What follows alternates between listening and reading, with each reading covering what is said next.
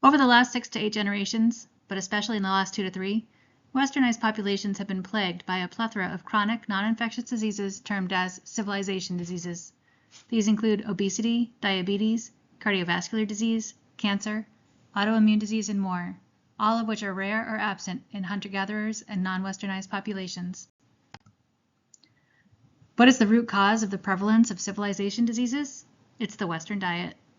Humans evolved to exist on diets that consist mainly of game, fish, roots, tubers, herbs, berries, nuts, vegetables, fruit, and some honey. With the agricultural revolution about 10,000 years ago, and especially since the Industrial Revolution 250 years ago, human nutrition has changed significantly while the human genome has not. Changes in diet and lifestyle occurred too fast for the human genome to adapt. Therefore, humans are still biologically adapted to the environment of our pre-agricultural ancestors. The Western diet is characterized by high intakes of processed and refined foods, red meats, high-fat dairy products, high-sugar drinks, candies and sweets, and fried foods. A 2010 report from the NCI found that a staggering 75% of Americans don't eat a single piece of fruit on any given day. 95% don't reach the minimum recommended daily intake of vegetables, and 99% don't reach the minimum for whole grains. According to the USDA, on average 32% of our calories come from animal-based foods, 57% from processed plant foods, and only 11% from whole grains, beans, fruits, vegetables, and nuts. The Western diet is spreading globally like a plague. Countries that now primarily adhere to a Western diet include Iceland, Switzerland, the US, Canada, Australia, Sweden, Hungary, France, Austria, Germany, Denmark, the Czech Republic, the Netherlands, Spain, Belgium, Finland, and New Zealand. Countries like Mexico, South Africa, and India, as well as others, are currently transitioning to a Western diet. This trend will continue globally. As of 2024, there are over 40,000 McDonald's locations in over 100 countries worldwide. A recent NIH study found that people who consumed high amounts of fiber had significantly lower risks of dying from civilization diseases. Additional studies have shown that people who consume the recommended 20 to 30 grams of fiber per day have a 10 to 20% reduction in death from any cause. As a result, most of the illnesses by medical professionals in the US today originate from a fiber-deficient diet. This is because the Western diet lacks the fiber and prebiotics that are necessary to foster a healthy gut. Instead, a diet high in fat, sugar, and salt promotes the growth of harmful bacteria and fungi.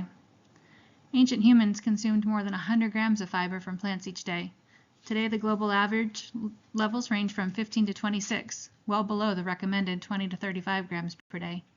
95% of Americans do not get the daily recommended intake of dietary fiber. The complex relationship between fiber, human health, and disease has been slowly unveiled through advances in the field of microbiomics. Now, the relationship between dietary fiber intake and the diversity of the gut microbiome is clear. People on fiber-rich diets have dramatically different microbial communities than those eating a Western diet. Dietary fiber is fermented by microbiota in the colon. The major products produced in the gut are short-chain fatty acids, SCFAs, mainly acetate, propionate, and butyrate. SCFAs play crucial roles in metabolic homeostasis, immune response, maintenance of intestinal barriers, neurobiology, and suppression of inflammation and carcinogenesis. SCFAs are primarily used by the gut as energy sources, with butyrate the preferred one. Firmicutes are considered to be the main butyrate producers. Low levels of butyrate-producing microbes in the gut are associated with civilization diseases. Therefore, the level of butyrate producers in the gut is of therapeutic importance. Although there have been a handful of in vitro and in vivo studies showing a benefit of supplemental sodium butyrate, there have been no clinical studies that demonstrate a clear role in restoring microbiome fitness or in treating associated diseases. Honor Peterzak and colleagues performed a clinical study in 2022 that aimed to evaluate the effectiveness of oral sodium butyrate as an add-on to standard of care in children and adolescents with newly diagnosed IBD. Unfortunately, they found there was no difference in remission rates or median disease activity found between the groups. The study demonstrated oral supplementation of sodium butyrate was ineffective. It is hypothesized that the low bioavailability and biodistribution of sodium butyrate prevents its therapeutic efficacy.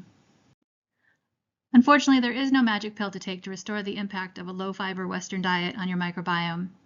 Recent clinical trials have showed that adopting dietary changes that are characteristic of a pre-agricultural diet can have a positive effect on your health. These findings support the evolutionary discordance theory, which suggests that the human body is evolutionarily adapted to certain foods that are lacking in our modern diets. Thus, by adopting healthier eating habits that are in line with our evolutionary past, you can reduce the risk of chronic diseases and improve your overall health and longevity. The best way to do this is by remembering to feed your gut microbiome. Consider making it a goal to eat 30 different plants per week. Try a fruit or veggie from the produce department you never tried before. Think about the impact on your microbiome and long-term health the next time you're sitting in the drive-thru line waiting for your burger or iced caramel macchiato. Through knowledge and action, we can work together to reduce the global pandemic of the Western diet.